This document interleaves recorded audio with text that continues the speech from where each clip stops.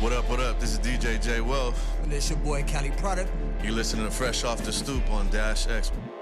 Dope guests in the building. Who we got in the building? My boy Sheldon Bailey, what's going on, my guy? Yo, what up, man?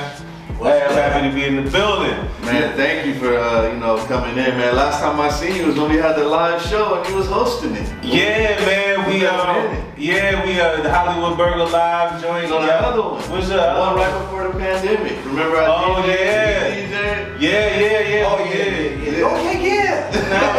Now we actually go back like a few years at this point in time, you know what I mean, with various, situations. Yeah, we've done a lot of stuff together. Yeah, man. Y'all helped me kick off the Hollywood Burger Live too. Yeah, you and Stevie came through with Kel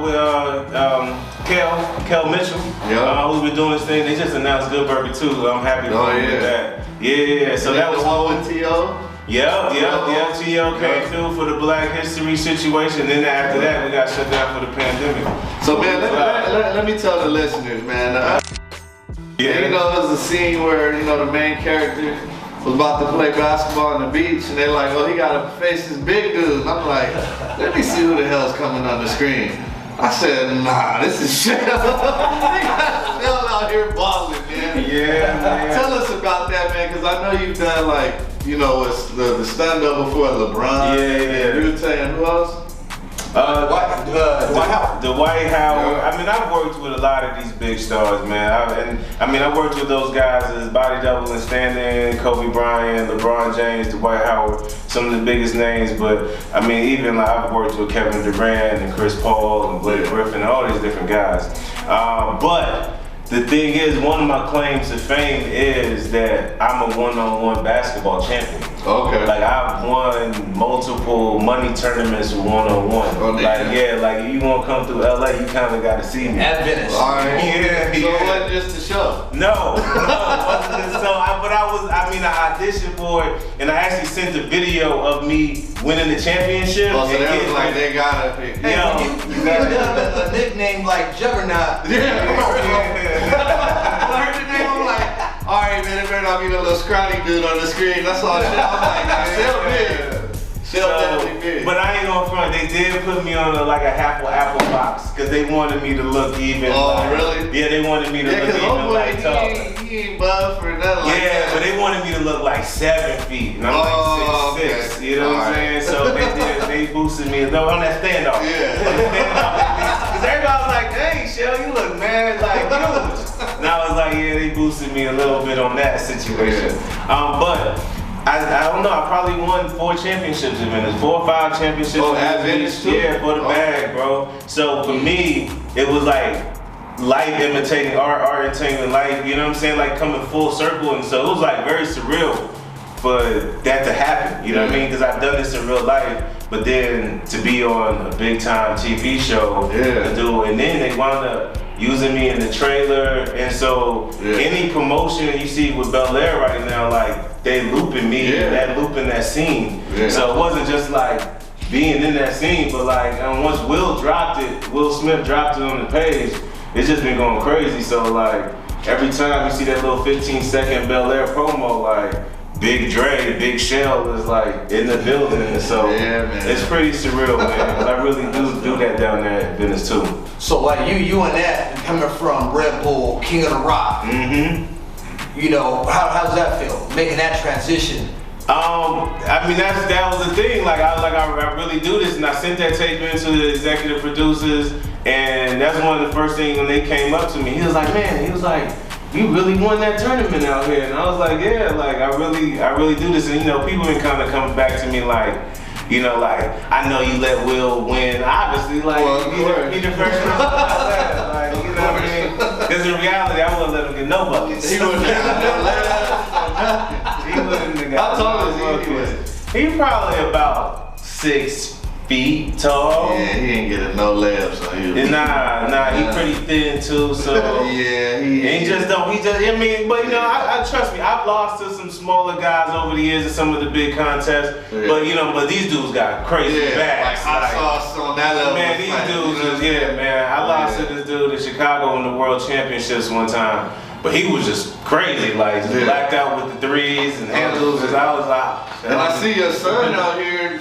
Yeah, he's a special talent. Now, has he got you one-on-one yet? That's the real question. Well, he's gotten 1 W, but he can't beat me. You ain't got to go to that posting him up phase. I told him, push come to shove. Yeah. If the game get tight, I'm bodying it.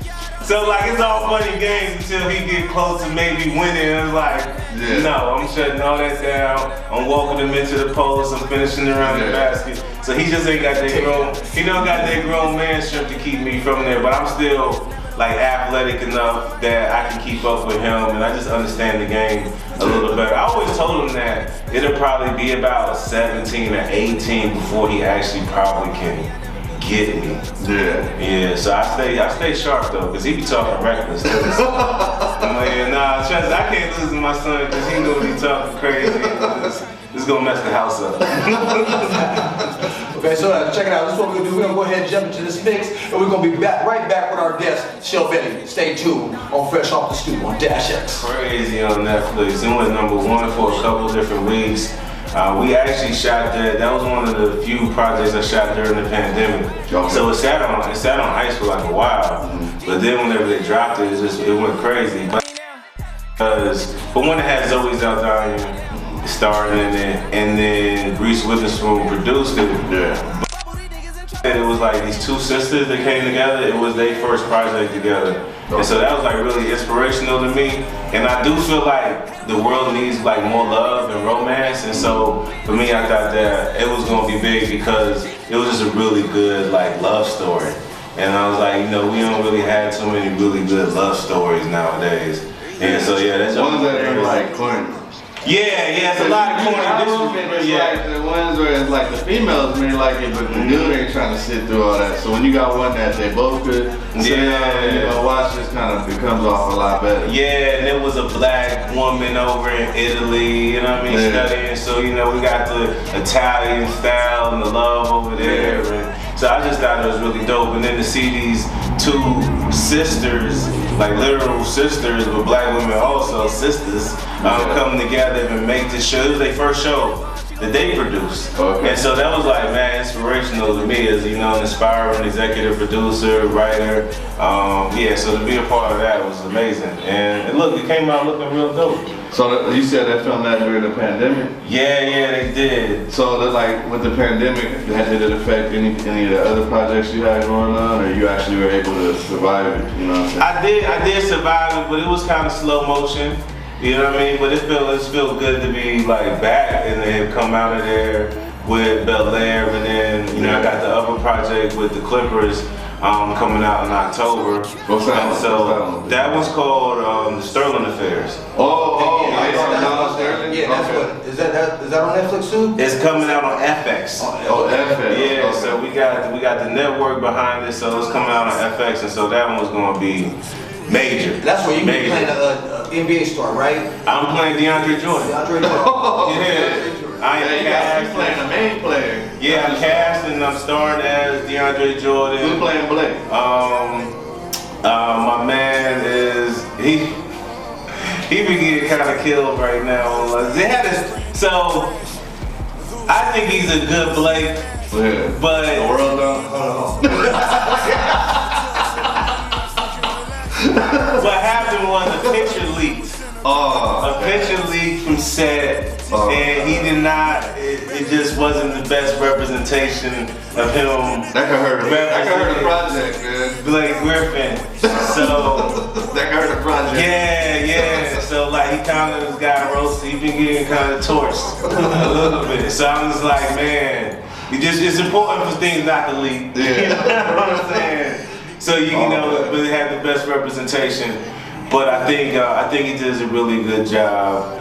And but everybody, like, you just gotta see it. I think it's just real. It's real. It feels real. It's like sexy. It's got the billionaire aspect of it. It's got the racial tension and all these different things. So Yeah, I think you all will really love it. And then there's also like, you know, like my man Jay, okay, so Jay Alphonse, who stars on P-Valley, is playing Chris Paul. I think he does an amazing job as Chris Paul, but so many people know him as Little Murder. You know what I mean? And so Little Murder is like on something completely opposite of like Chris Paul, so they can't even see it. But I feel like it's a really good testament to like his talent. Yeah. You know what I'm saying? To move, come from out of that position to go into like the more this serious, like, you know, this Chris Paul like serious. Yeah. And I believe he really like held it down. My man Sharonis Jackson plays Matt Barnes, and I mean, you see the pictures of these guys, they almost look like freaking twins once they throw all the tats on them and all of that stuff. So only Blake looks suspect. Blake, right now, based on the social media, my man Blake is on the ropes right now. But I think all in all, like, it's come together really well. He's a really talented actor though, and I think he gets the essence of Blake pretty well. Okay. I mean, even me, like, you know, I'm not like as tall as DeAndre, but I feel I give you the essence of. You look like this, a ball. Yeah, this DeAndre Jordan character. I just cut my braids. I have braids during the show and stuff like that. And I really like the DeAndre character because DeAndre was the main guy that didn't want to play. He wanted to boycott. And so I really rock with that stance and representing that side of the thing. You know what I mean? Like, you know, Blake with all his endorsements and being his opinions and shit. Got to do the same. Nah, we're not playing. We're not doing that. A whole nother meaning that he has to have value and self-worth. For sure. So right now we're gonna go to another break. You listening to Fresh Off the Stoop on Dash X. All right, we back on Fresh Off the Stoop. We got our guest Sheldon in the building, and we're gonna touch on something else that y'all probably don't know about. But before that, I'm gonna ask you a quick question because we was on some acting and shit. Yeah. So I see you had a role in Shameless. I know that's like everybody's favorite show at one time. Yeah. Shameless was the show that allowed me to know that I could transition from basketball and I was an actual serious actor. Well, I always knew it, but it was the confirmation. Yeah. You know what I mean? I got on a critically acclaimed show at all, and you know, and it expanded over 2 seasons. So a season and a half, 2 seasons, season 4 to season 5, and it just gave me like the confidence to really pursue what it is that I'm doing. That's dope. Yeah. That's dope. So something else I came across, like I mentioned, a lot of y'all don't know, you got bars, bro. Yeah, I got some bars on me. Yeah, a little bit. Yeah, let's talk about that. So where did that part of Sheldbailey come into play between playing ball? Yeah. Now you on the screen. But then you got bars, and when I say you got bars, you got bars. I mean, I've been keeping them with me the whole time. You know what I'm saying? Like, I've been spitting ever since like high school. So back in high school, I used to be writing. You know what I mean? I was like too shy to like really, you know, get out there. And we had some like killers in my high school too. So like, if you hopped in that cypher, you know what I'm saying? Like, you better be ready to die. So, like, either you gonna battle or you gonna get killed, period. You know, we had some dudes, you know what I mean? So I always be like, I be ready to jump in, like, I'm gonna keep my little bars tough. You know what I'm saying? Cause my man Nate is out here killing guys. But when I got to college, one summer I was training. But like the journal, because my friends, I used to keep the journal, because all this like college information, everything that just went on my freshman year was like hell. I was like, my mind was just like going crazy. So I started keeping the journal, but the journal felt like weird and lame. And so I turned those thoughts into rhymes. And then so I just started writing all these rhymes, and then I would come downstairs and I would like spit into my aunt and my uncle and my cousin. They're like, this is pretty good. And then so I went to school the next year, went back to college. I started doing talent shows. Okay. And so with the spoken word, so I started winning spoken word contests and started winning talent shows in the area. And then when I went down to Miami, they go to school, I got even more serious. And the first time I ever really got in the booth, in the studio, was in college in Miami, because I was just running around, you know what I mean, just spitting, doing my poetry all over the place. And people was like, yo, you need an album, you need a book, and all that. So I got to the book first, and I didn't really do an album or a mixtape or anything until eventually I came out to LA. and I linked up with this dude, DJ Solo, who was a producer out of Long Beach Most Wanted. And so, the first time in my life where I had a producer that was vibing with me, seeing my talent, but he also had like the beats that like flowed with my style, and then he was also like not killing me for prices. Yeah. So then I just really got in the lab, and after that, just like I just really went to work, man, with that dude. And then eventually I dropped 2 albums. In 2016, I gave people Golden Eagle and Crazy Joey. And we had 2 singles off of that. And it was a bit of a buzz, and at the time I was like on Nickelodeon and all of that. So I was funneling, you know, I actually had a producer, an executive producer, and then I was funneling some of my like TV bread into the music. And then so I've been doing that. So I've dropped like a few singles here and there. I dropped a mixtape in 2020, which was Carolina Blue Dream. You know what I mean? From North Carolina, you know what I'm saying? But you know, I rock with the strand Blue Dream too. You know what I mean? Carolina Blue Dream out here in LA. Yeah, Blue Dream is fire. Yeah, man. So I put that one out exclusively on that Piff. And then right now, I'm gearing up. I'm gearing up to drop. You know what I mean? I got a couple things in the mix. I got an EP that's like on deck. I'm about to shoot this music video out. And then shoot, it's gonna be about go time to do something.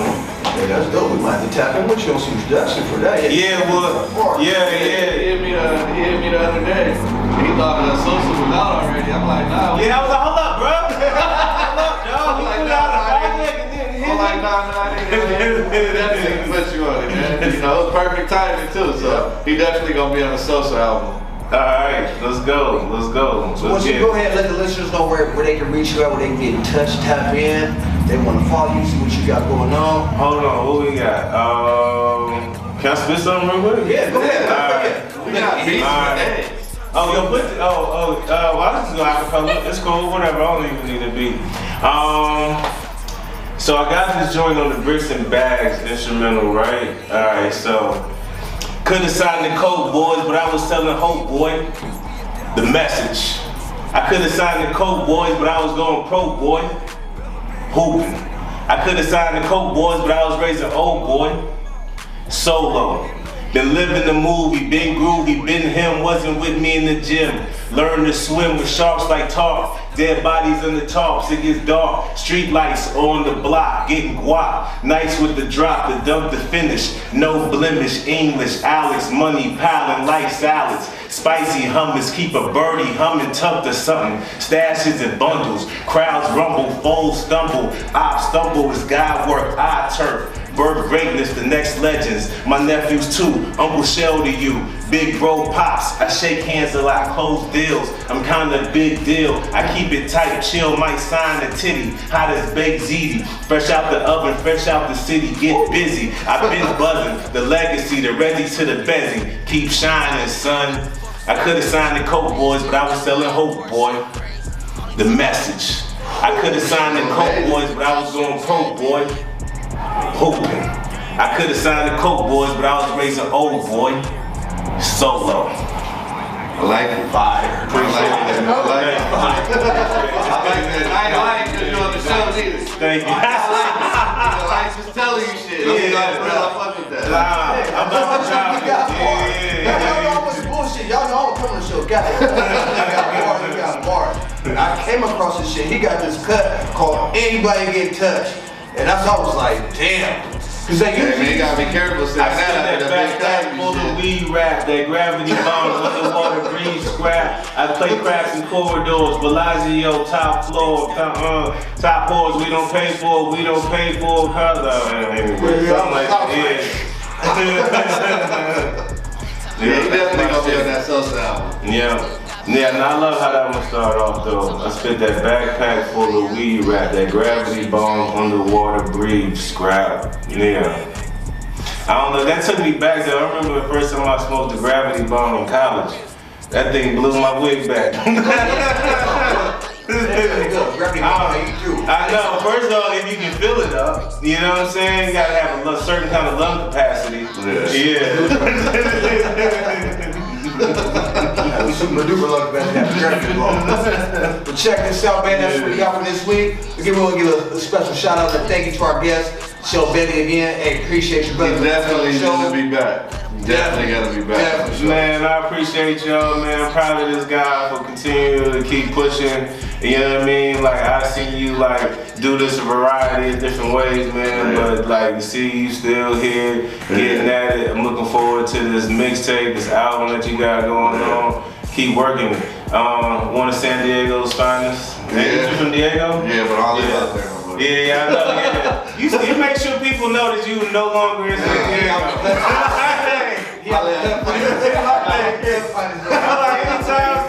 Like, he used to rest San Diego man hard. Like, no.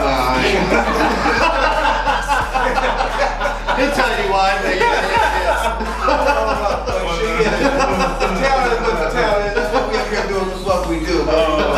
I didn't tell people where they can find me though. You can find me at Big Shell Bailey, a Shell with one L, and then Shell Bailey on Twitter. So SHEL Bailey, BAILEY, Big Shell Bailey. This is me. And that wraps it up for this week on Fresh Off the Stoop on Dash X.